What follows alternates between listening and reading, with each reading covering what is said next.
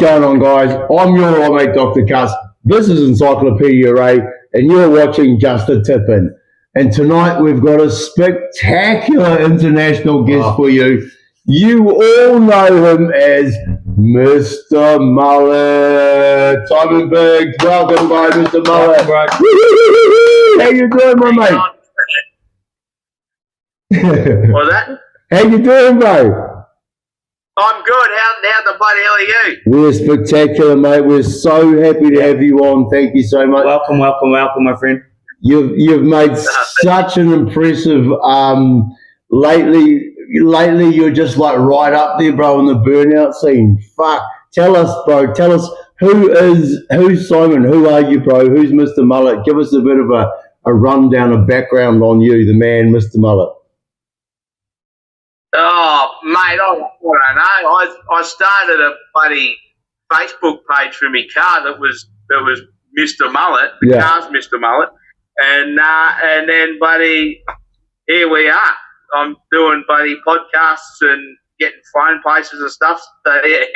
Mate, you got like something like 100,000 followers on Facebook, bro. Yeah. What does that feel like? I don't know. I don't know. I've got nothing to say about it. It's nuts. I never would have expected that 100,000 people would be interested in listening to me carry on. No one's ever listened to me in my life, and then buddy, here we are. So I don't know. How good. So give us a rundown on like your day to day, what you do for your crusters. How you make what you be able to do to suffice Mr Mullet? Yeah, no, I am a mechanic by day, and a content creator by night, mate. I wouldn't call it content creator, but I don't know. I set up my camera, do my videos, and sell merchandise and do all that stuff. But during the day, every day I come here and I swing spatters and buddy. Trying to fix motor cars. So that's your own business? You work for somebody? You your own boss? No, I work for my mum and dad. This is their shop. I dropped out of school in year 9 and come here and done the apprenticeship and all that, and I've been here ever since. I just go and buddy work on things. I don't know. Today I was trying to get a Hilux to stop overheating, and buddy, tomorrow I've got a motor to rebuild in a transit van. So good work. So obviously, then your parents are an influence on your sporting, as in being motorsports. Yeah. No, they get right in. They always have. Even when I was a kid, I used to do like the motor cars and carna crosses and stuff. And now obviously I've found more fun and whatnot in burnouts. But they've always been part of it. They love it. They handle all my merchandise and stuff for Mr Mullet, and Dad, buddy, runs around and does what he can with the car while I'm talking to people at events and all that sort of stuff. Yeah, nice. They get right in on it. Nice. Very cool. So even to sort of that extent, can you take us back to sort of what drove you to getting your first skid off and sort of that car aspect? Yeah, well, the car aspect of what do you mean, of where Mr Mullet's at, or why I'm in the car? More. What turned you into a fucking petrol head? I think is more the question there. Oh, mate, I came to this workshop I'm in right now, first day out of hospital. I went from hospital to here, and I've been here ever since. Is that when you were born? Is that when you were born? Yeah. I mean, mum and dad taking your mum straight out of the hospital and straight to the workshop. Good work. Yeah, no, I've been here ever since. I started out, I had one of them little electric electric Barbie car type. It wasn't Barbie, but one of those. I'm with you. And I just wrap around that on the workshop, and then I always tried to figure out how to make that do a burnout, and then I moved into push bikes, and that obviously took too much effort to get a wheel off on that thing. So I wasn't on push bikes. And then I buggy. Dad bought me some buggies, like similar like a Honda Odyssey buggy type thing. Oh, yes. Yeah. Raced them around for years as a kid on the hill out the front here. And, Nice. then I moved. Dad bought me my first car. It was meant to be a drift car. It was a EB Falcon, a V8 bloody thing. It was probably the best car I ever owned, to be honest with you. But we buggered that one. And, it was going to be a drift car and stuff. And progress from that. And then I got a HQU. And I ended up getting rid of the bloody EB and getting the Ute, and had it ever since. I just always been into cars, mate. I don't think I ever really had a choice of upbringing I had. I know. It sounds like it. I know from that, as you touch on the EB, that you had that from pretty much the age of 12. Yep. No, that was probably the reason that was a heap of shit. And I remember the day we strapped it onto the scrap truck, and right at the A pillar, the thing snapped in half. That's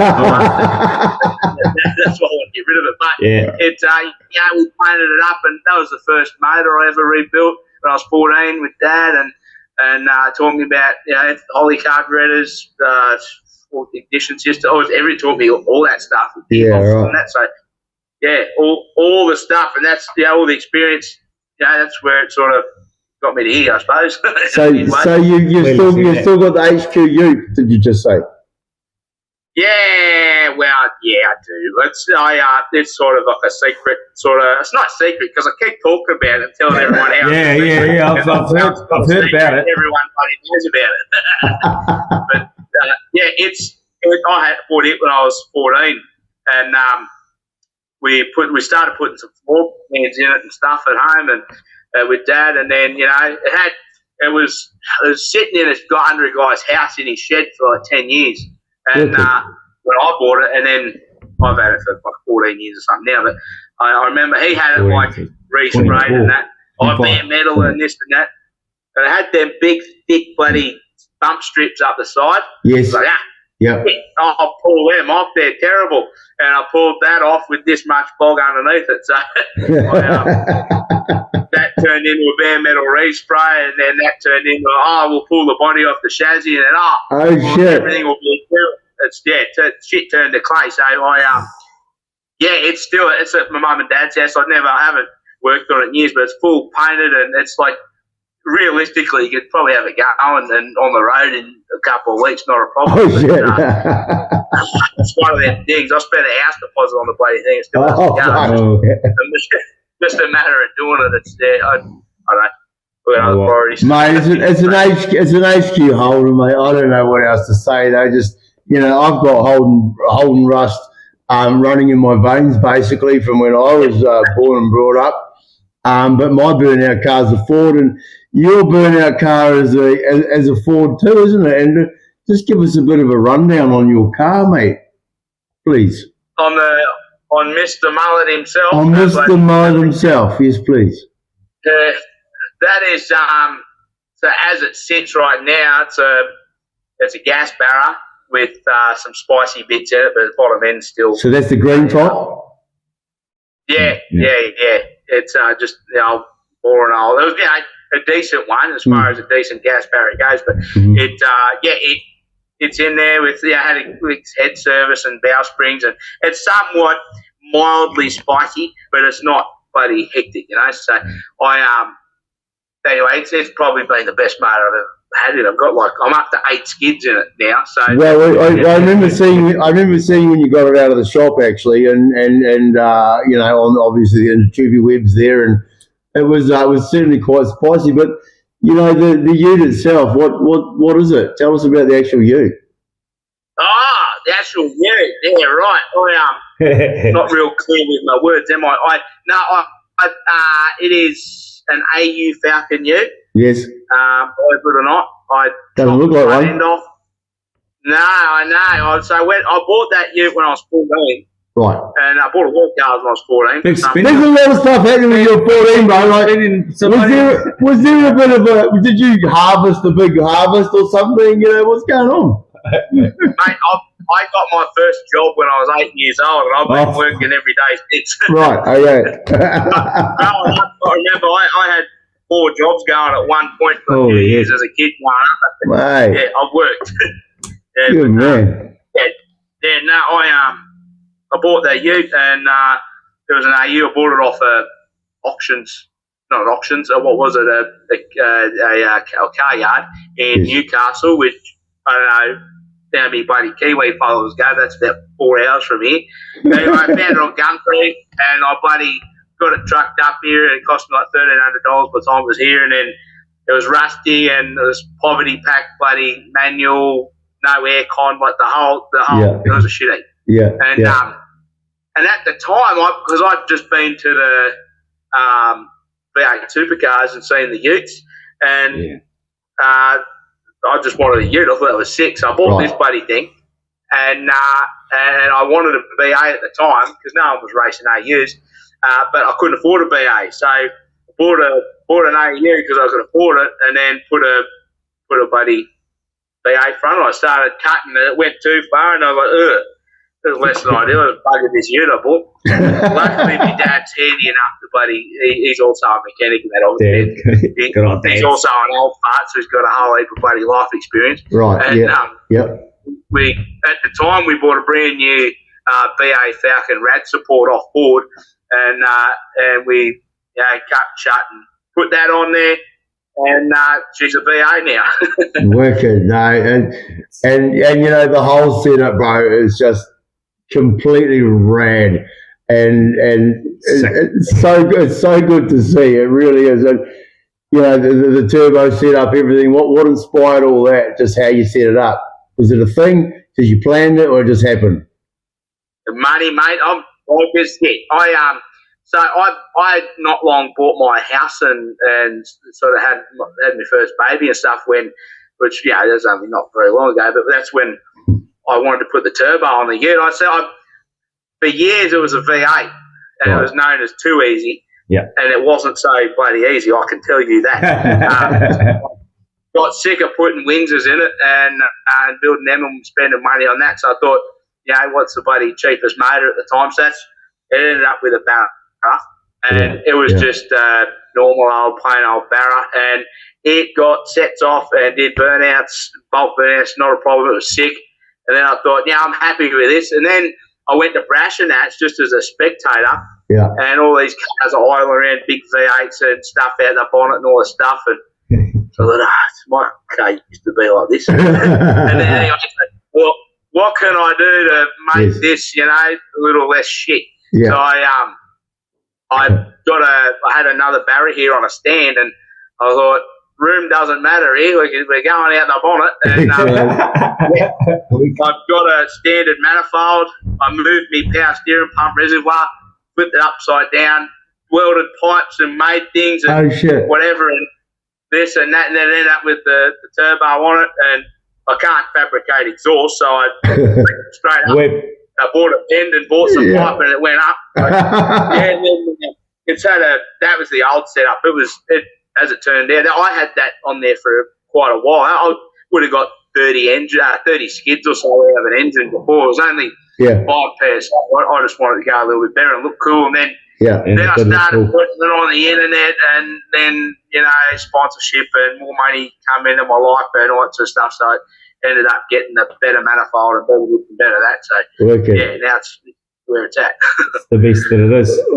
I'll just say though, when you spoke about your welding, that I watched you weld from the cast manifold when you put the manifold on the exhaust on the shit box, and you went, I've got this, and I've got this, and I will weld this to this. Yeah, it actually inspired my welding, to be honest, because I was like, fuck, I've got to weld something to something, and this is like stainless and this is like steel, and Ray's like, no, bro, watch this, watch Mr Mullet.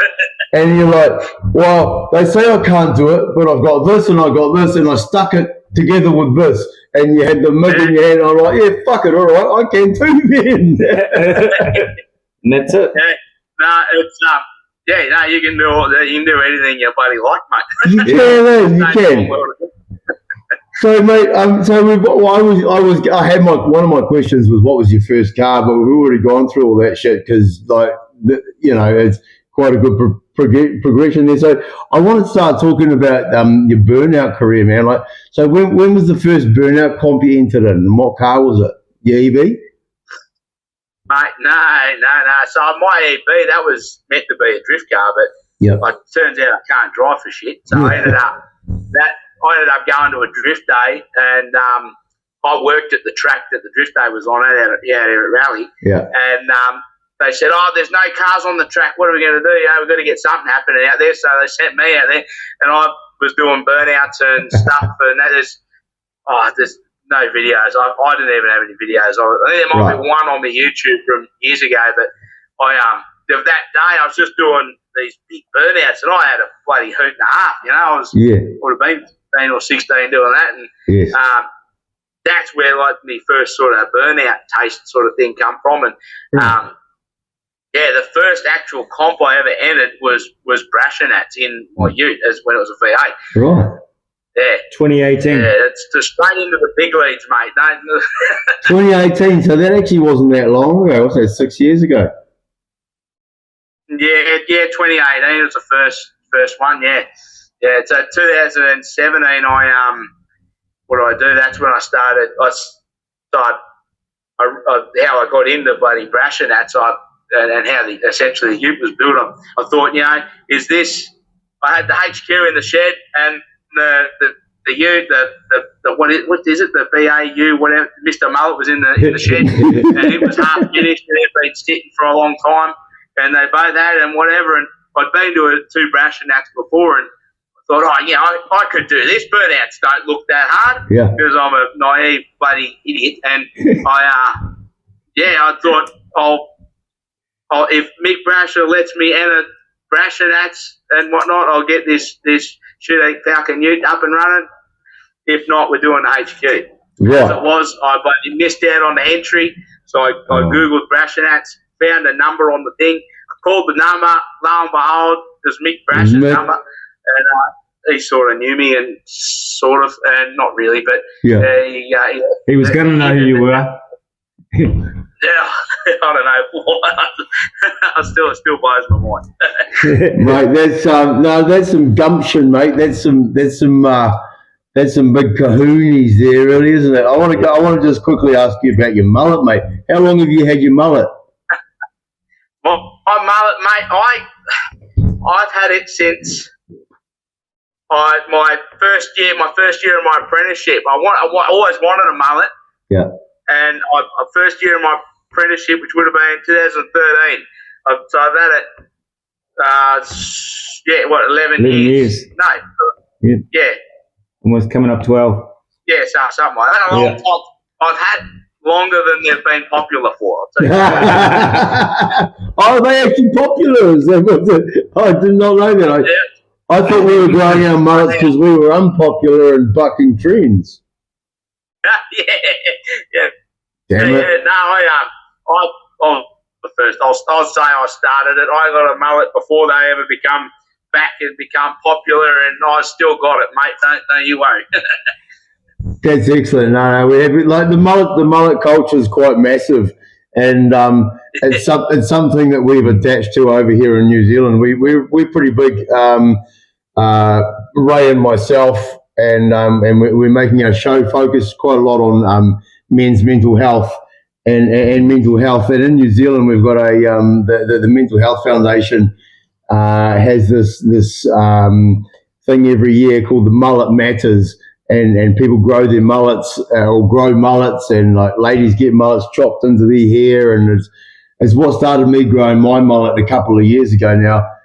Basically, a 50-year-old that was going bald decided he was going to grow a fucking mullet for this campaign, and it's actually worked out really well. So, like, you want to give me an insight, bro? Have you sort of come across mental health stuff in your life, and how do you deal with it? And let's be honest, you've got 100-something thousand followers on the Facebook and all sorts. Like, shit must be hectic, bro. Like, how do you deal with that? Are you all good? After all of a sudden getting some big mental following. Yeah. Yeah. No, so this, But I'll just start off by saying that the following's not that big. There's bigger people. There's way bigger people. I'll say that. But it's good and bad that comes with it. That's for sure. There's a lot. You get a lot of support from people when you're out and whatnot, and your events and stuff. But sometimes other relationships fall apart and whatnot, and just for various reasons and that. But it's not, that's with this much bad comes this much good with the what's been happening. So there has been some pretty average times with the whole Mr Mullet thing. I'm not going to sugarcoat it, but also don't want to focus on the negatives on the internet. But some of it has sucked. But I'm out here bloody doing. How do you deal with that? How do you deal with that as Simon? How do you deal with Mr Mullet? For me, I don't know. It's hard because everyone sees me as Mr Mullet, but in my mind, it's Mr Mullet. He's a burnout guy, and he does he's a mechanic and he does the burnout stuff. But every day Simon Biggs wakes up, doesn't he, to his family and his girls and his house and stuff. So it's two different. The two different, but I suppose the character. I don't know. It is me. Don't get me wrong. I'm not out here playing. What you see is what you get. But there's Mr Mullet mode and there's Simon Biggs mode, and they are different. But how Simon deals with it is just I don't know. I don't know. I just do. I don't really talk about this stuff too much with anybody. But no, we understand. But that's kind of why we try and push it on the show, I think, because we want people to realise we want everyday blokes like us and you and the people that sort of the blokes that idolise you and what's going on to realise that younger guys, it's all just normal. Everybody's normal, and sometimes it fucking hurts to think of something. It hurts to wake up some days, and as long as everyone recognises that we can all ask for help, so you, just by a slightly acknowledging there, bro, that you might every once in a while think, oh shit, it's a big thing to people out there. It definitely is. Before Mr Mullet and so when I was a bit younger, not much, but probably go back 5 or 6 years. I did go through some shit and whatnot, and that went on for quite a while. And it sucked to deal with, and there was times there I just thought, I woke up again. That's a shame, And I'll admit it, I was on some different antidepressants and whatnot, but just because, and mind you, people look at me and think, oh, you got nothing to worry about, but people don't even know what's going on inside you. Little Robin Williams, you know what I mean? You can have everything you've ever wanted, which nowadays I do. I've done everything I wanted to do so far, and now I'm just having fun. But I've done my goals and whatnot. But what I learned is that stuff wasn't happening while I was miserable, and I suppose that's partly why I was miserable. But now I'm a bit older, and I know that the road goes on and it gets better, and I'm here it's just looking back then. I think you bloody dickhead, what do you got to worry about? Look how it all turned out in the end, and I'm glad I'm still here. So no, good on you, man. I think I sort of looked and I already kind of know that even as you were as a younger, you did like doing the filming and the that side of things. So I kind of not really surprised to we've taken up the YouTube and into what you're doing now, that you kind of really, in my mind, you kind of suit it. It's sort of something that you're sort of not potentially able to do. Well, that's right. I mean, there's certainly some people that can do it, and there's some people that can't. And obviously, Bo, you've got that thing, you've got that X factor or whatever it is. You know what I mean? The fun in the shed. The fun in the shed. Yeah, it's fun in the shed. No, I don't know what it is. yeah, I don't know. I've always just liked making videos, and now I thought, well, I suppose I'll be in front of the camera too. So I started doing that, and then apparently I sound funny or something. I don't know. People I tell you, you sound like you, bro. You sound like you. One of the funniest videos you've done, bit of footage, was I think when you went to, it was at Summonets, and you had your nephew with you, and you did the first booby thing, and just how that came out. That was freaking hilarious. Yeah, so I didn't have any other. For that particular video, I had to get it on there and tell everyone what happened. But to sum it up, but I could not let that sort of footage slide. When he turns a bit older, when he turns 18, no, you worry, that'll make it. Oh, exactly. You will remain like you're already probably the coolest uncle too. Yeah. But that's a memory that you will both share. Like, yeah. I was there that day you saw your first babies. That was a big day. Yeah. For all of them. Oh, crack up. So I'll get to sort of like some more skid stuff, like straight back. What's to you your favourite Aussie skidder that you see? But as in the car? Driver, car driver combination.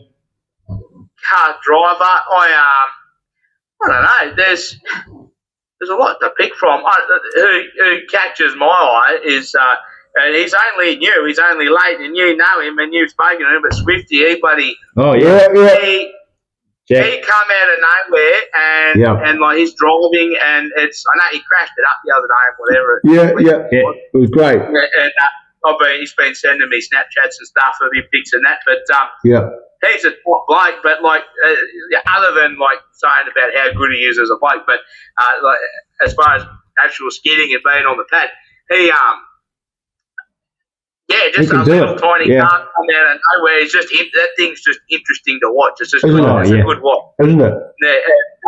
You can't see a yellow Swift on the road without going, fuck, that would look good with an LS, isn't it? He's made a name for himself, and I think the best thing that happened for him and his car and his following is the Taylor Swift bloody tour. Yes.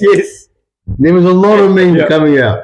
I can't. It was awesome, but Swifty and all the usuals like Glitchy and Mick Brasher and all the bigger sort of drivers. Yeah, they do.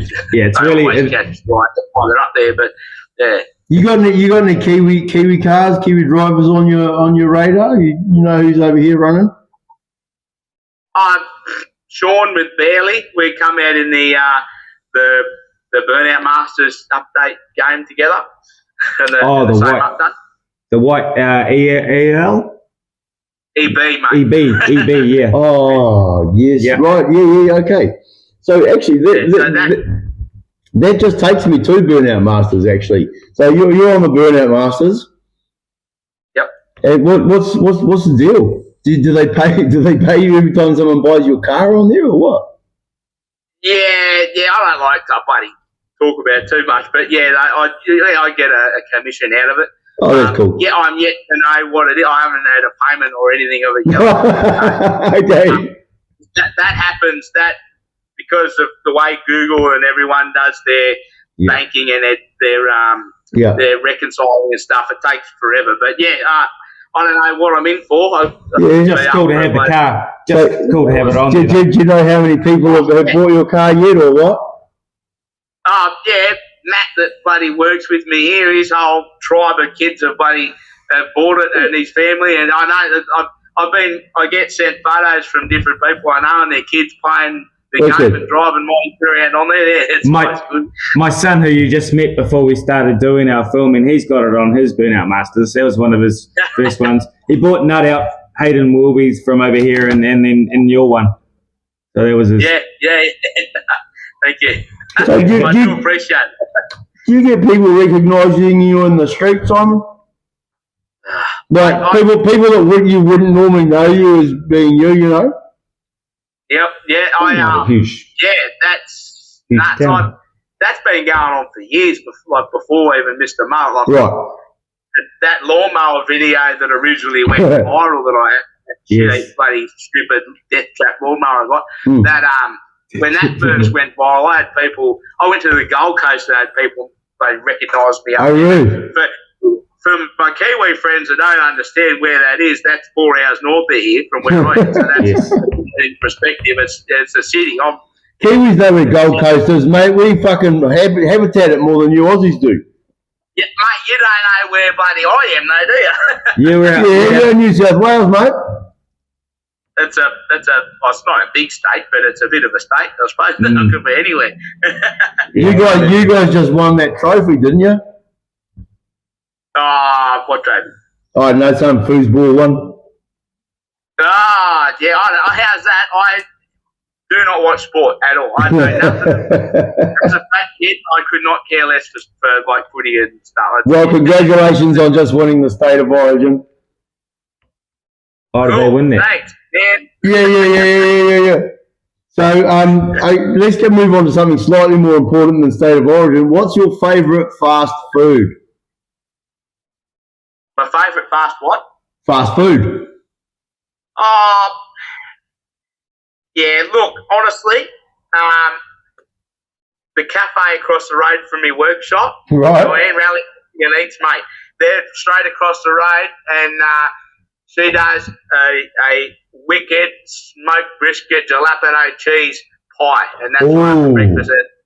I know. She's a cafe. Okay. I don't know, but she still does a burger, and that's she's a bloody rip snorter. Hey, no, you're allowed that. That just became my favourite takeaway, and I haven't even eaten it. So is that where half your apprenticeship money used to go back in the day? What's that? Is that where half of your apprenticeship money used to go back in the day then for that same cafe? It's not, mate. I've been here longer than that. She hasn't been around as long as I have. So, yeah, no. I used to be a bit skinnier and I used to go to the gym, but of course she moved in and made delicious food. Oh, awesome. Yeah. There you go. So in regards to rally, like I'm curious to, at a guess, how many sets of tyres you would have got off on that track? All car, like, going from sort of like young days, like, just those, there must be a number.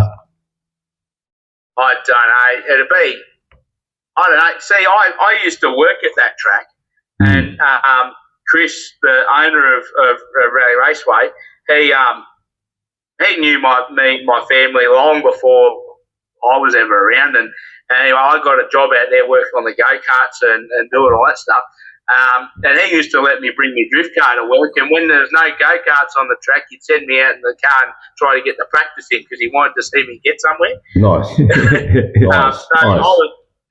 I used to take my drift car to work, so there's a lot of tyres in that. There's a lot of tyres in these bloody burnouts you do. So I don't know. I know we do. Whoop. Can you see me? Yep. The computer just winked. The computer winked out. But you're still there. No, you're there. Cool.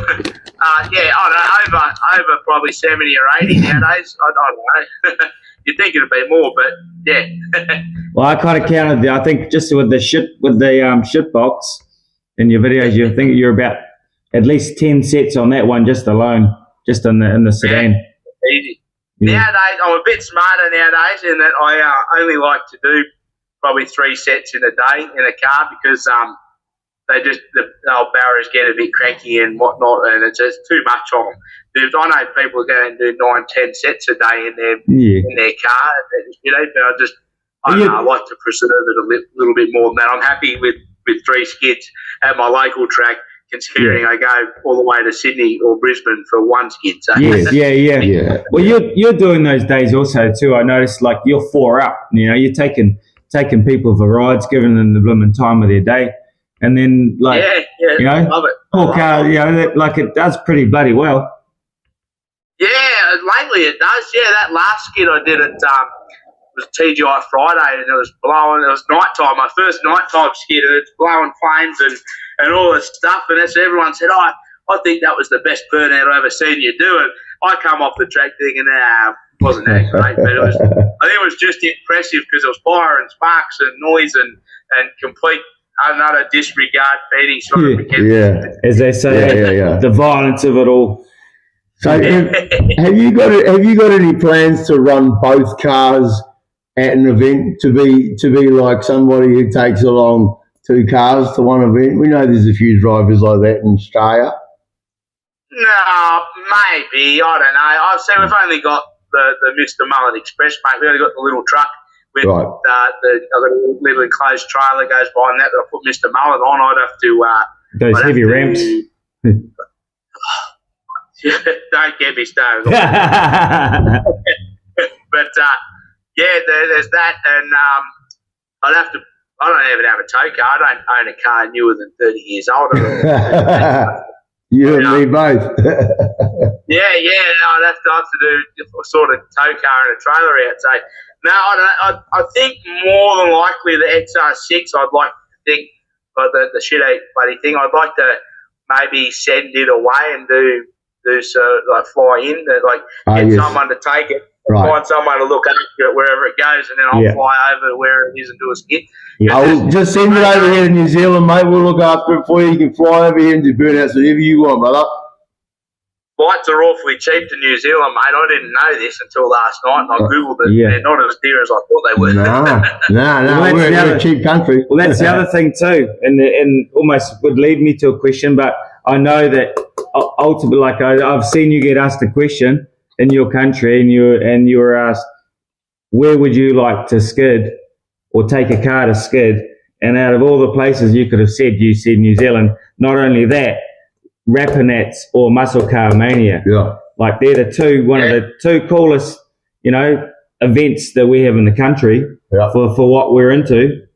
And it'd be amazing for you to experience coming to any one of those.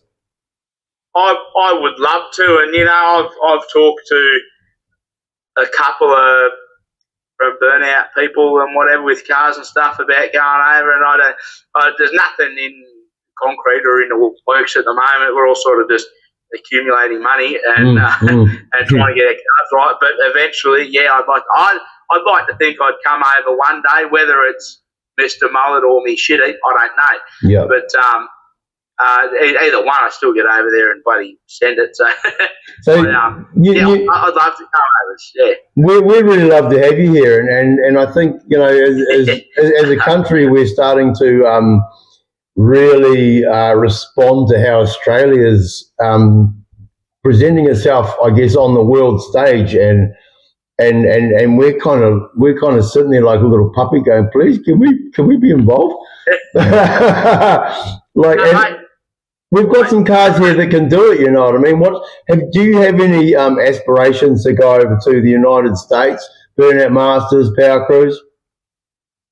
Not a drop. I'd say that whole scenario, I'd have to come into like a serious amount of money to be able to do that. Yeah. Because at the end of the day, I'm skidding bloody Falcons. Like I'm not with Barrage. I don't have a blower. I don't have V8. I'm obviously doing this the way I'm doing it because I don't have a lot of money. Yeah. But that would be that whole Burnout Masters and Power Cruise thing, unreal. And I am super impressed that that's happening. I love that it's happening.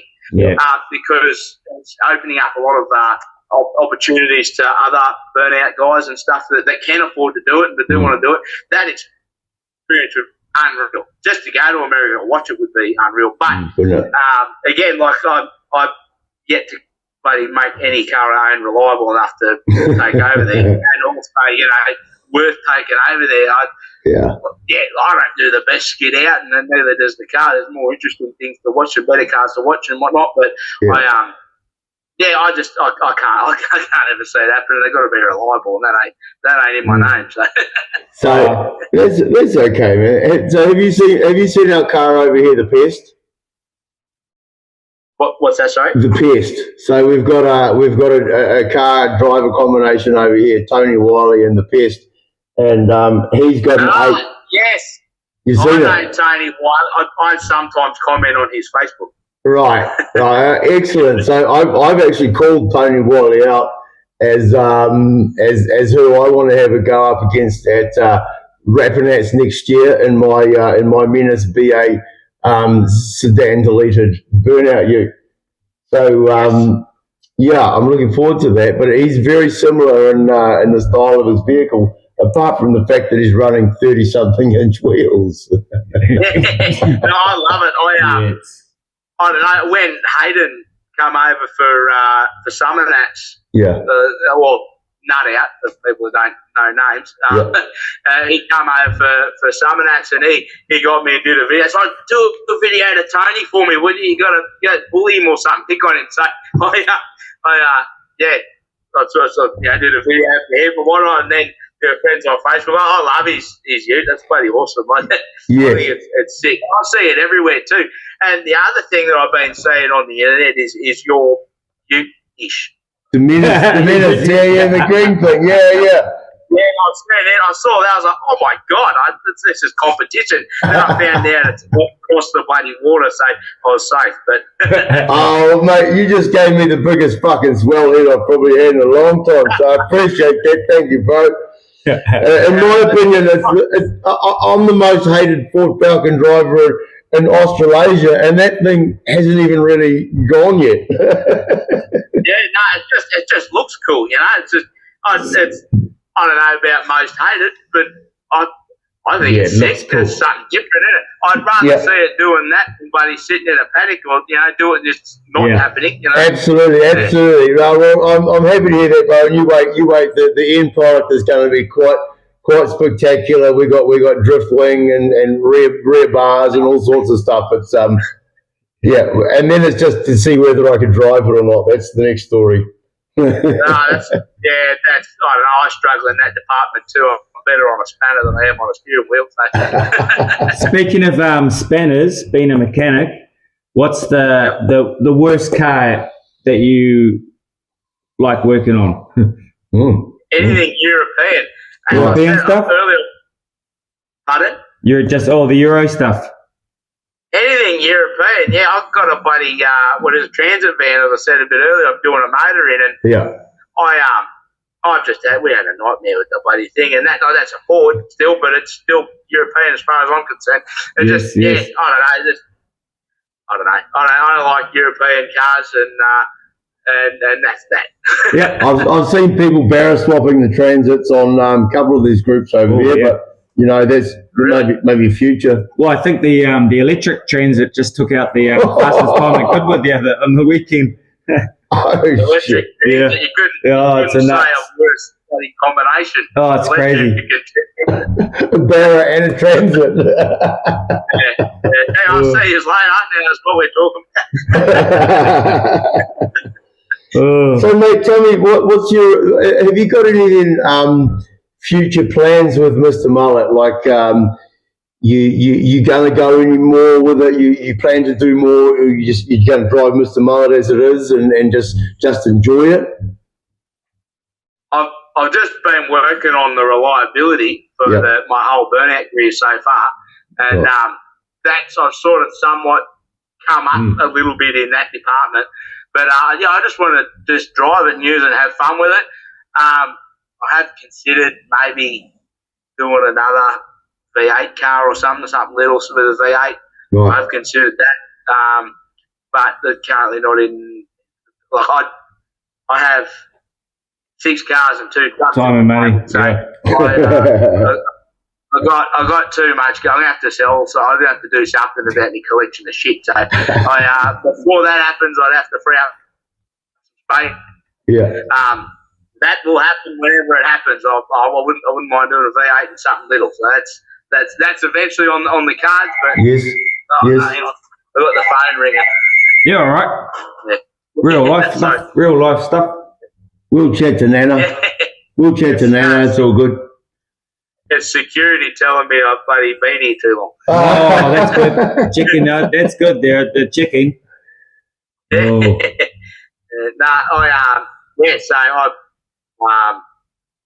Future plans, maybe another car. I'd like to finish my HQ and also put that on the, or maybe keep it a secret so I can have something that not everyone buddy taking photos of. Yeah. We'll block all this audio out, bro, so no one knows about it. It's our secret, man. Know about it. Man, look at that. Like I don't put it on the internet either. I've got a Chevy Camaro too. Whoa! I was going to ask you. You had a Camaro. Yeah, I don't. The internet hates it. If I'm being honest. It's not. Like I put photos up of it over the years, and no one really gives a shit. So I love it. I bloody drive it, and it's that was my only car for about 12 months. And I road registered, so I used to drive everywhere in this big Camaro. And But so I put a lot of K's on that. But it's I don't have to post that. But if you want people to love that on the internet, you just put some Simmons or a Pack sticker on it, and you'll be fine. The good. No. I do like your Valerie though. That looks like a cool cruiser. That car is currently in my shed, returning to the earth. It is rusting terribly. I bought it with a bit of rust in it that I've dealt with, but since it's gotten pretty bad. So it's off the road until I get the rust done in it, and I had a hit in the arse the other day. I don't know if you saw that on the internet, but I got a bloody hit in it. Yes. At an intersection and got bloody thrown across the seat because I had no bloody seat belts. But so we'll be repairing that, doing some rust before it comes back out. But yeah, it's on the back burner. I've got some other things. Lots of things on the go. Mate, tell me, Simon, what's your favourite pad to skid? You've obviously skidded a number of them now. What's your favourite one? My favourite, it's a toss up, honestly, because there's two different. I haven't skidded on a lot of pads. I do rally, which is good. Mm-hmm. Which that's essentially like skidding a private road. Yes, as it is, but legally. But I like the Sydney Dragway. I like their pad.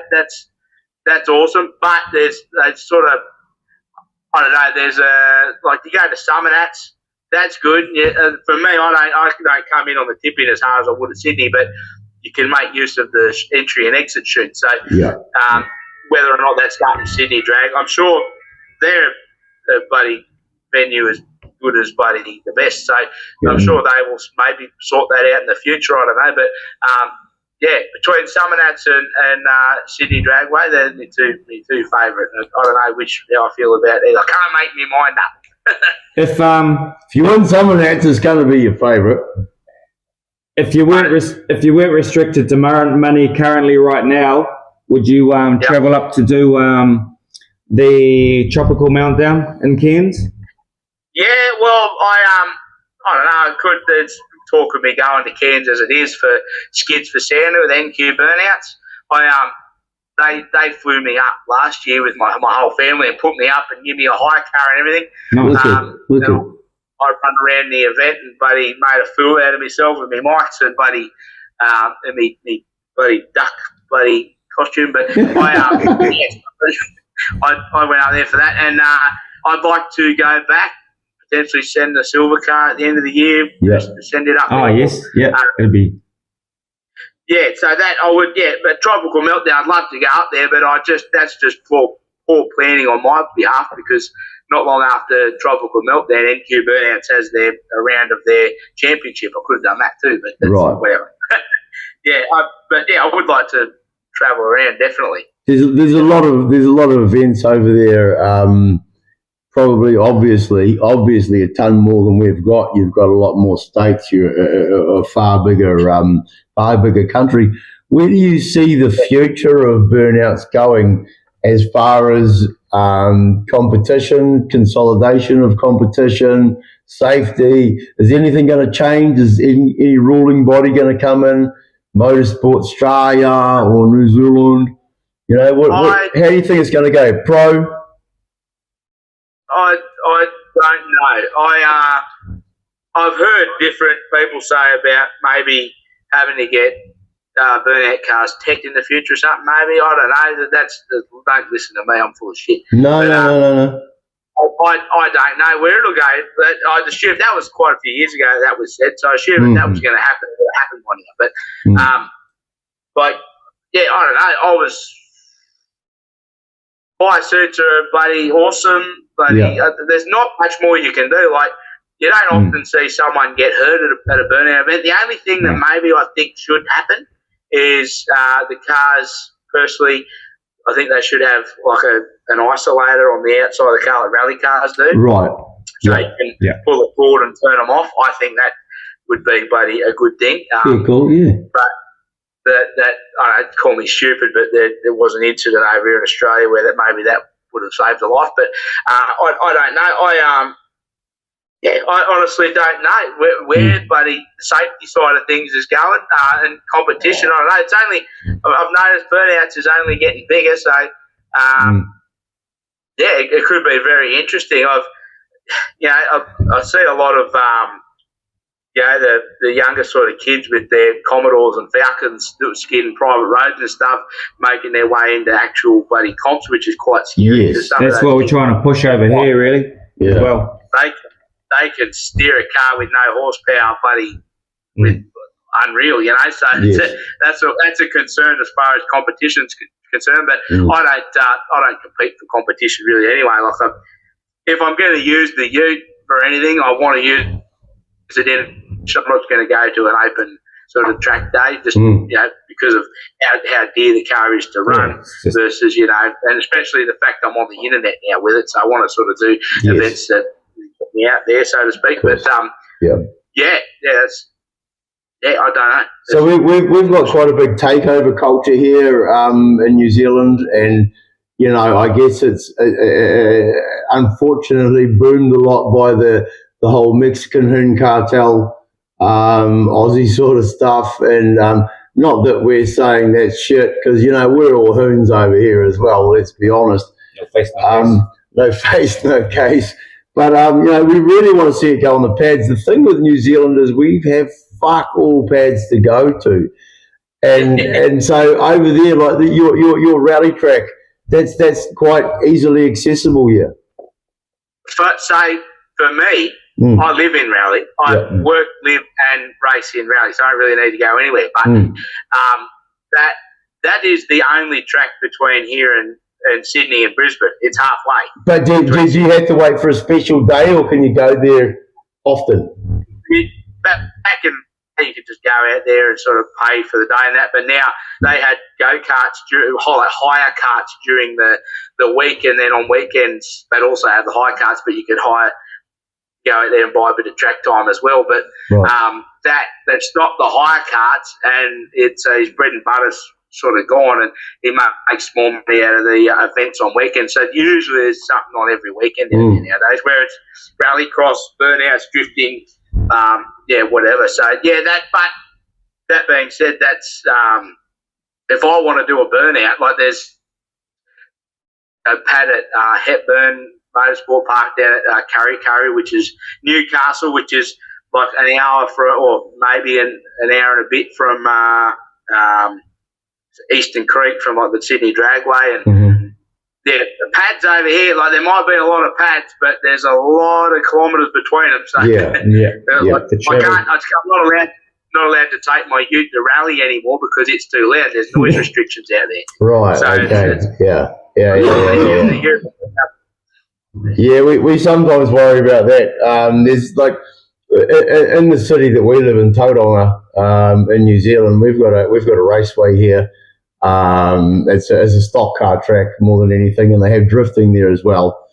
But they're restricted to the amount of noisy days they're allowed to have per year to around about 12 days a year that they're allowed to make noise, and it's a racetrack. It's We don't even have that in Raleigh, mate. We at Raleigh, there's no car allowed to go on that track over 94 decibels, I think it is. Oh, shit. That track, I tell you what, that track has been there 40 years or more now. Yeah. And when that track was built, there was no houses around it. Yes. And the odd house that may have been there was okay with it, or was built after the track was built, and they moved in knowing next door to a racetrack. Yes. Yes. Now people buy houses next door to racetracks, then hear noise and carry on about it, and that's what it is, and it's going to ruin everything. And Then next thing you know, I hate the whole takeover culture and the hood cartel stuff, and because the people do get hurt. I've seen it, and I don't like it. I don't support it. I don't promote it. That's right. That's will be happening far more than what they're going to bloody expect if they shut down as many tracks as what they are planning on wanting to get rid of. So I don't know. That's exactly what we've got over here. Like Bro says with the takeovers, there's online footage of one particular one down the island from where we are, and within like an hour of the footage, there's like 4 or 5 people just clearly just smashed from the quarter of a car, and it's just like ridiculous. And we're trying to sort of change that culture to get all those young fellas putting more of their efforts into going to events or looking into going to events and doing more productive stuff, and with their cars. Spending time on their cars, like it's not just about going and doing the skid somewhere. It's about building the vehicle, building your car to be the best fucking skiddy you can do, and whatever budget you've got. Whatever budget you've got. It's not about taking it out on the road and acting like a dickhead. It's getting your car to do the coolest thing it can do, and it's difficult to try and get that to happen because of the fact that the days that we can do burnouts over here are very few and far between. We're not a big country, and we could probably name the tracks on the pads on 2 hands max. Yeah, wow. Yeah. Well, I don't know what they're going to do, but someone's going to do something. Yeah. Anyway, on a different topic, what size T-shirt do you wear? SM, mate. That's it. Small marquee. Small marquee. Small marquee. So what is that? What is that to cross over to the XL things? 5, 6, 7 XL. Oh, piss off. We've got a winner. We've got a winner. You just won a T-shirt. Go and get it, Ray. You can't see it probably. Well, Ray can possibly show you over there. We've got a T-shirt. It's another, what is it? Low Life Burnout Ute. Yeah, Arnie Donaldson over here in New Zealand. It's a 5XL, so it's beautiful. Can you see it? Yeah, I got it on the screen. I can see it. So it's too big. It's too big to put in the screen. Yeah, that's an XC. That's a Ford Falcon XC with a small block Chev in it, roof chopped, 9-inch diff turbo 400. You'll know it from some of that. Yeah, that Ute has actually been to some of that. So we're going to give you that, bro. We're going to send that over. I won't make you say your address out on the internet.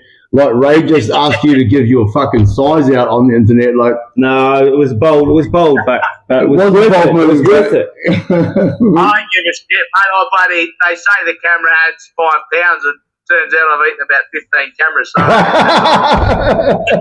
So. No, I was stoked we found someone for that top.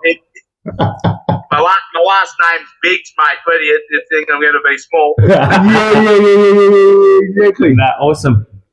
It's coming your way, that top. So we've got some stuff. We've got some stuff that we're actually going to give away to our viewers on this episode as well.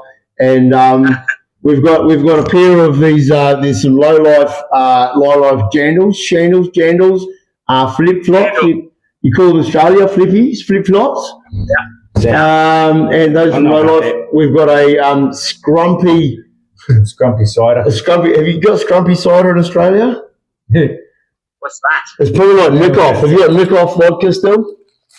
I don't drink. I don't know. Are you too young for that? So anyway, we've got a big old T-shirt there. We've got a nut out Limmy finger.